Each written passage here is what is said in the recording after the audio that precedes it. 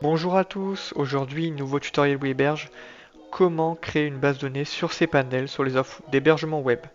Donc tout simplement, ce qu'il faudra faire pour commencer, c'est se connecter sur cPanel. Donc moi c'est déjà fait. Puis se rendre dans la section base de données ici et cliquer sur Database Wizard. Donc une fois sur Database Wizard, la première étape consiste à créer la base de données. Donc il faudra mettre le nom que vous souhaitez. Pour moi le tutoriel je vais mettre tuto. Une fois que c'est fait, vous cliquez sur étape suivante. Donc on arrive sur l'étape 2. Donc l'étape 2 consiste à créer le nom utilisateur qui va être lié à la base de données qu'on vient de créer précédemment. Donc pour moi pareil, je vais remettre tuto. Vous pouvez mettre autre chose, tout simplement. Puis générer un mot de passe. Ce mot de passe là, il faudra bien le copier. Ce sera celui de la base de données.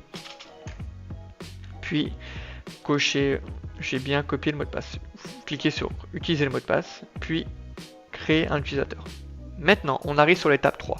Donc l'étape 3, c'est quoi? C'est tout simplement les permissions liées à la base de données. Donc pour moi, je vais mettre tous les privilèges. Généralement, c'est ce qu'il faut faire. C'est vraiment dans des cas très rares qu'il faut gérer les permissions et décocher certaines choses. Donc hop, on clique sur étape suivante. Et donc voilà, nous sommes déjà arrivés à l'étape 4. L'étape 4, tout simplement, c'est pour dire que la base de données et nom utilisateur a bien été créée. Donc tout simplement, il faudra utiliser l'utilisateur qui est mentionné ici, le nom de la base de données qui est mentionné ici et le mot de passe que vous avez précédemment copié-collé.